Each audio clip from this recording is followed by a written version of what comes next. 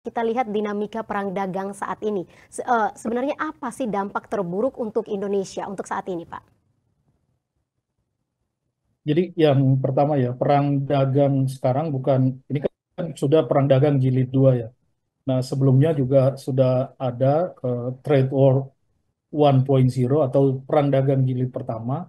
Cuma memang waktu itu perang dagang hanya antara Amerika dengan China, di mana pemerintah Amerika memberlakukan tarif resiprokal yang sangat tinggi terhadap barang-barang dari China yang diekspor ke Amerika. Nah, sehingga kalau kita lihat datanya, ini dari beberapa eh, periode sejak 2017 sampai 2024 itu memang terjadi pergeseran ya, utamanya yang berkaitan dengan import Amerika dari China menurun kalau kita lihat dari 2017 ke 2024, tetapi import Amerika dari negara seperti negara ASEAN atau Asia Selatan itu bahkan mengalami peningkatan ya. Jadi kalau dari China menurun, kemudian di kawasan lain ASEAN maupun Asia Selatan mengalami peningkatan. Nah, ini penurunan dan peningkatannya itu dalam jumlah yang sama ya. Dan ini memang eh, waktu itu negara-negara ASEAN, emerging market seperti Vietnam, Thailand, termasuk Indonesia, di Asia Selatan ada Bangladesh. Ini pada umumnya memperoleh benefit yang besar dari perang dagang itu karena banyak perusahaan-perusahaan multinasional yang tadinya berbasis di China memindahkan lokasi produksinya ke emerging market seperti Vietnam, Thailand termasuk ya sedikit ke Indonesia ya. Nah, bahkan kalau kita lihat Mbak Maria data-data perekonomian global sejak 2017 sampai sekarang, memang relokasi industri dari China akibat adanya perang dagang jilid pertama itu, satu, ada dua kelompok negara yang menerima manfaat yang berbeda ya.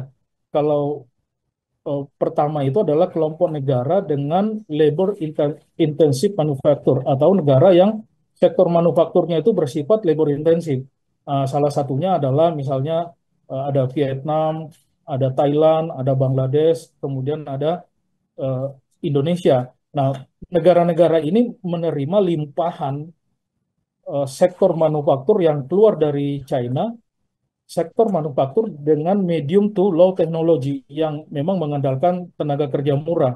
Kemudian yang kedua, kelompok negara yang kedua yang memperoleh limpahan dari China itu adalah kelompok negara yang dari sisi penguasaan teknologi atau industrinya sudah sangat kompleks ya atau sangat advance seperti ada Jepang, ada Korea, Taiwan. Ini juga menerima eh, limpahan sektor manufaktur yang keluar dari China. Kenapa? Karena pada umumnya sektor manufaktur ini atau pengusaha-pengusaha di industri manufaktur ini mencari negara dengan tarif yang paling rendah atau dengan tarif yang paling kompetitif.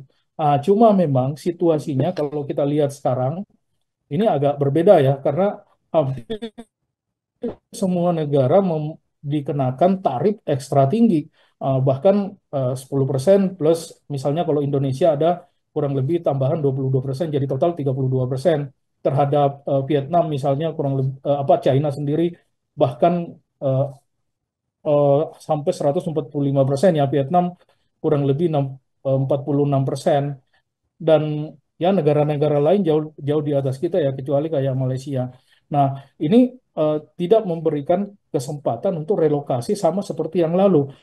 Cumanya itu adalah dari sisi perbandingan tarif kita masih jauh lebih rendah kalau ini diberlakukan kemudian oleh Trump ya sehingga bagi Indonesia impact-nya itu secara secara positif kita masih bisa memperoleh limpahan dari relokasi industri yang tadinya berbasis di China sekarang mencari basis produksi yang baru misalnya di Indonesia.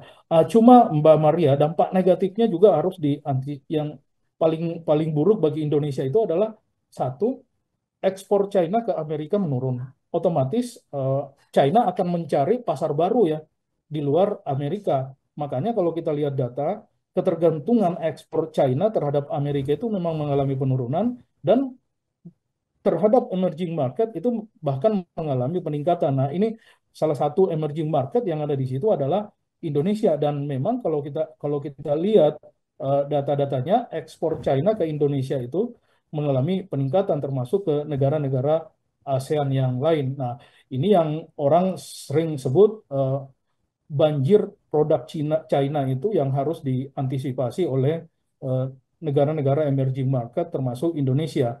Oleh sebab itu, kebijakan di bidang perdagangan untuk ya bukan menutup ya, karena kalau menutup ini kita kita membuat tarif lagi seperti yang dilakukan oleh Amerika atau China, tetapi pemerintah harus punya strategi untuk melindungi industri manufaktur di dalam negeri sehingga tidak tidak kalah bersaing dengan produk-produk dari China. Saya kira itu Mbak Maria.